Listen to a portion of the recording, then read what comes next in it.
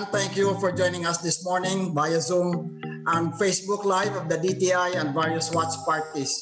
We hope that everyone is safe and healthy and taking extra precautions. Director Jerry, today's event aims to inspire hope and reassure MSMEs of the collaborative efforts of the public and private sector in response to the COVID-19 crisis. So, ladies and gentlemen, I am proud to present to you the DTI Secretary Ramon M. Lopez. Maraming salamat, Director Jerry.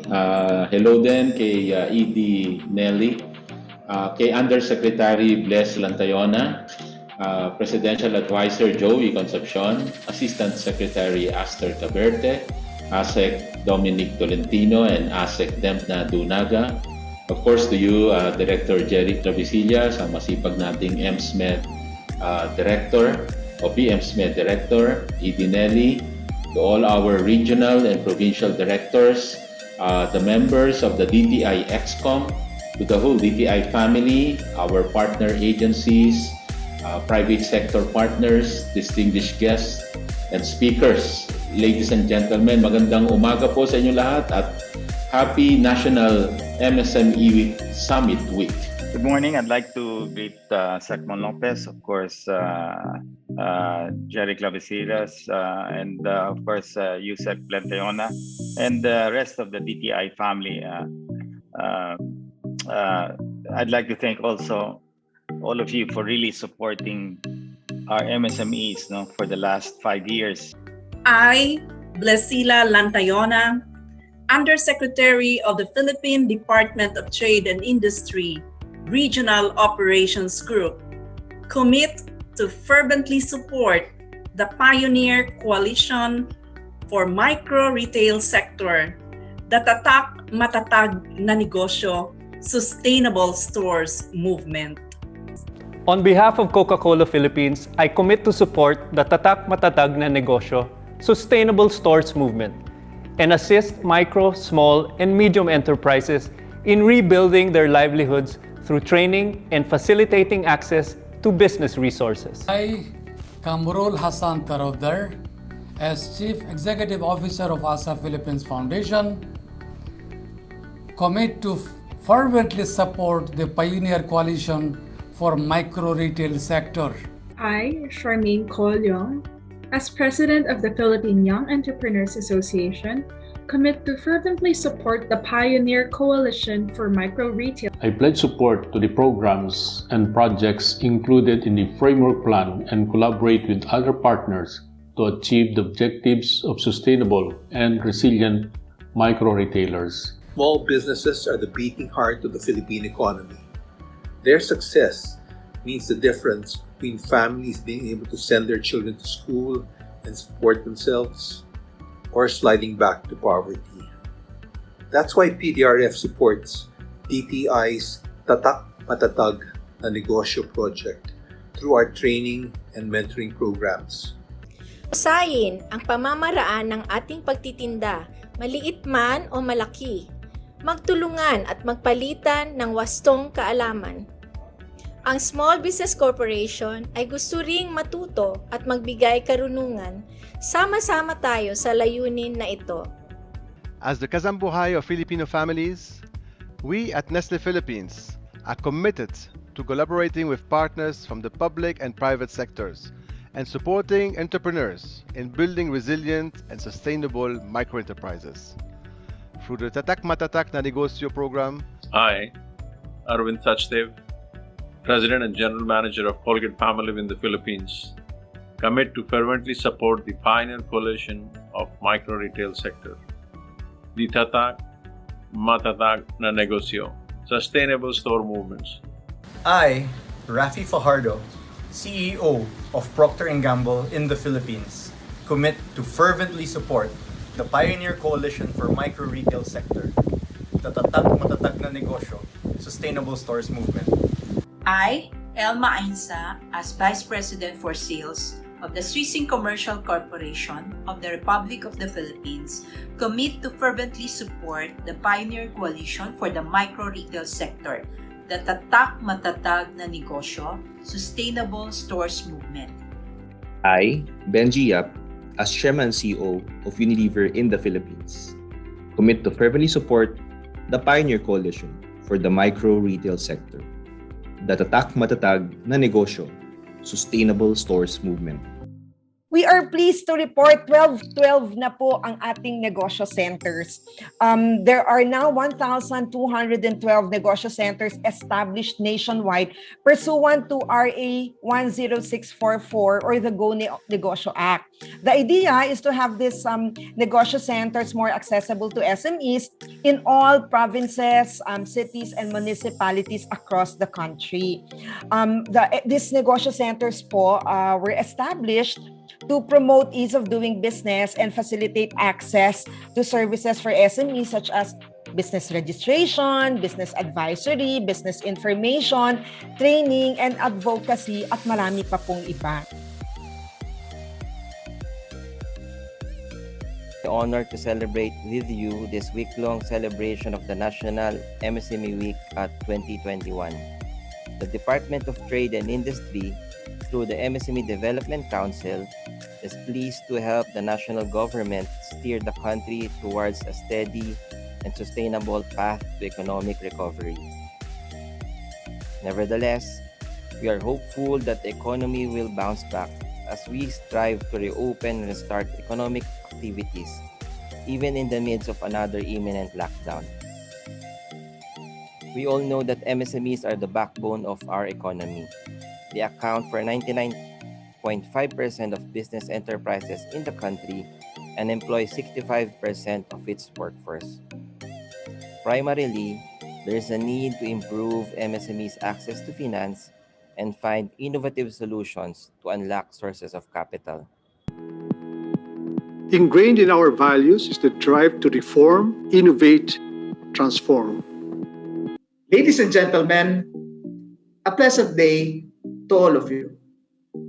I am delighted to be here to celebrate the National MSME Week with all of you. Department of Trade and Industry Secretary Ramon Lopez, Presidential Advisor. We at the Chamber of Trade Banks share your belief of extending a helping hand to our MSME clients affected by this pandemic. The Rural Bankers Association of the Philippines would like to congratulate the Micro, Small, and Medium Enterprise Development Council in its online celebration. For our part, allow me to share with you the efforts of our industry in ensuring that our MSME clients still and continuously receive the services they deserve even during this time. Finance Council of the Philippines is pleased to congratulate the Micro, Small, and Medium Enterprise Development Council of the Department of Trade and Industry for their virtual commemoration of the National MSME with the theme Makabagong MSMEs, Makabagong Pag-asa sa Pandemya. We believe that soon the country's economy will be able to bounce back with the help and cooperation not only of financial institutions but all stakeholders. Hold the line, never lose hope. This is the message that we in FinTech Alliance.ph want to extend to our micro, small, and medium enterprises nationwide as we continue to weather the waves of the COVID-19 pandemic. This global health crisis has truly been a disruptor not only in the medical front lines but also in the economic and financial frontiers. I'm Marcos Orlano, Head of Customer Success at First Circle. The partnership between the Department of Trade and Industry and First Circle came into fruition due to our shared vision of expanding the economic opportunity and resilience in B2B SMEs in developing countries such as the Philippines. Now together, we enable businesses to achieve their full potential through fast, fair, and flexible financial partnership. Targeting at least for this year ata is increasing every year. Naka 34% ata tayo of the total population that's being provided to us by the PSA. And that percentage na ina-assist natin, meron talaga yung pangalan, di ba, Director Jerry? May pangalan yan, may address, at kung ano yung aming in-assist o assistance na binigay sa kanila. And of course, ano yan siya, nasa ECPMS natin yan, which Director Jerry will be providing, no, yung link natin doon. DTI lang yon. Pero dito sa ating mga kasama sa ating committee na na-mention ko kanina, dagdag pa yun doon. So I don't know if I can venture into a percentage, but as far as DTI is concerned, 34%, and we add up those assisted by the member committees, both government and private sector, mas more than pa po doon ang ating natutulungan. The Negosyo Serbisyo sa Barangay or LSP-NSB and the Pangkabuhayan sa Pagbangon at Ginhawa or PPG, bringing its services closer to the people and enabling MSMEs to revive their economic activities through the provision of livelihood kits. The Livelihood Seeding Program, Negosyo Serbisyo sa Barangay, or the LSP-NSB, focuses on expanding the Negosyo Center services to MSME beneficiaries in the barangay level.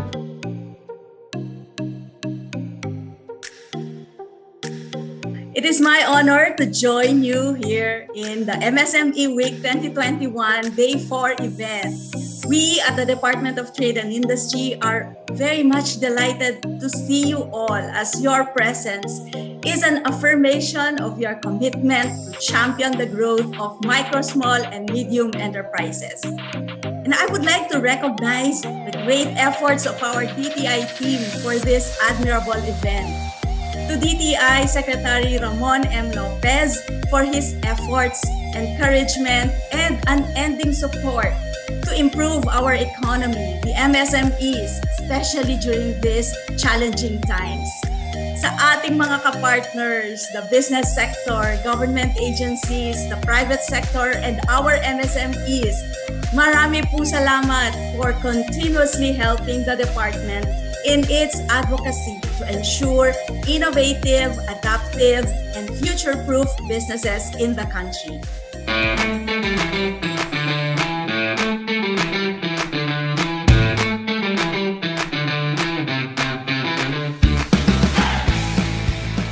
We are pleased to see that despite the COVID-19 pandemic, we can still come together, even virtually, as one community. This event, which we started last year, is not just a showcase of Filipino startups and startup enablers, but this is also a showcase of what the startup community can do. This conference aims to provide an avenue where startups can share experiences, connect, collaborate, and gain exposure for their respective ventures. Each year, it gives me confidence that our startups will break through and overcome the gaps in our ecosystem. Ako po si Hope Joy Monticelli Palermo, owner ng Rial's Food Products, dito po sa Puerto Princesa City, Palawan. Year 2000 dito sa Puerto, dito kami nagsettle down hanggang natuto kami kung paano mag-process ng banana chips. By God's grace doon, nag-evolve pa konti-konti lang, dyan lang kami sa mga canteens at the start. And then, yun na may intervention ng DTI, doon na kami nakilala. Nga recipe gin ako na pangayo sa mother ko man, so gin share naman sa ako. As we went along, nagka-trial and error ako. Dagdag dito, bawas ito ng ingredients until we came out with a different quality. The quality of our products is consistent, and that is what we are very concerned about. Para ang among product will be the same. Through OTOP, we are able to get assistance sa design sang amon other product aside from butterscotch. We have these coffee chips. Nagin-recommend sang designer sang DTI to have this kind of packaging. I go to the government offices like DTI and UST and ask whatever assistance and programs that they have, because I know that there are lots of programs that are being implemented by the government right now. And it helped us a lot. Bali ma'am, itong Masyap Livelihood Services Cooperative, nabuo po siya nung Marawi Siege, nung nandun kami sa Iligan, sa evacuation center sa Monira Integrated School. Nagpunta po sa amin yung TASDA, So pinag-aral nila kami doon ng PPP, bread and pastry. So nung nakatapos kami sa TISDA, na yun, nag-usap-usap kami na gumawa kami ng co-op. Nung nakauwi kami dito sa Marawi, so yun, narinig namin na yung DTI na may ibibigay sila na SSF. So yun, naglakas loob kami na nag-apply kami doon sa Iligan. Tapos yun ma'am, natawagan kami. Magpapasalamat po ako sa bumubuo ng DTI kay Secretary Ramon Lopez, kay Yusik Abdul Ghani Makatuman, kay Director Linda Bunyaw at sa bumubuo ng lahat ng DTI sa monitoring team. Nagpapasalamat po kami sa kanila kasi po kung hindi dahil sa kanila, hindi namin alam kung anong gagawin namin ngayon. Ito pong cooperative namin po ay nagsisimula noong 2014 po.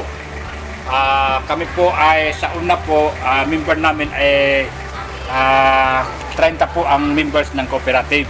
So nagsisimula po kami ng konting tindahan at hanggang medyo lumaki dahil po sa mga subok ng dinaan namin tulad yung nangyari ng Marawi Seeds. Yung nangyari dito sa butik, alam natin po ay dito nagsisimula yung tugmaan ng military at saka yung sinasabi nilang multi-group sa lugar namin po ito. So ngayon po ay sa oras po yun ay parang po kami bumalik sa zero yung cooperative namin po. Sa oras na po yung dahil doon sa nangyari na aksidente po. Lumawak po itong kooperatiba namin dahil po sa project ng SSC po. Doon po kami maraming salamat. Hindi namin ma-express kung paano po kami magpasalamat po sa yung mga tao na tumulong po sa amin tulad ng SSC project po. Alam niyo po, noong matanggap namin yung binigay nila sa amin na mga machinery para sa abaka, ay doon po nagsisimula. Tumaas kaagad yung produkto namin.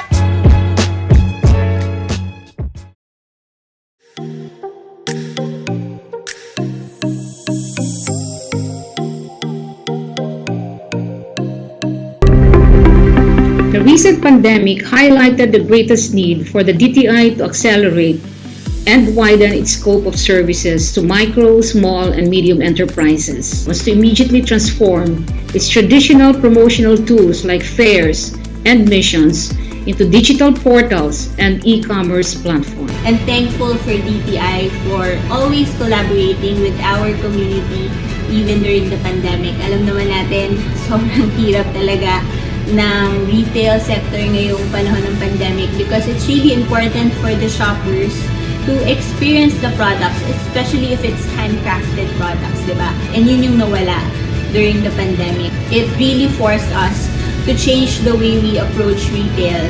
And dito nakatulong talaga yung DTI sa mga small businesses like ours, not only through their online marketing. Even during the pandemic, our collections, our exclusive collections with DTI still continued. We have the work from home collections. Makikita mo na nandun yung trust. DTI has been intently looking for ways to help the MSMEs in this time of crisis. The DTI has put up an online partnership with Lazada for the Go Local suppliers. We are also in the process of promoting the Go Local store and suppliers at the Dubai World Expo to be held in Dubai come October 1, 2021 to March 30, 2022. Another online store will soon be set up for the Philippine Pavilion at the World Expo. This will be promoted all over the Philippines and to all other countries as well.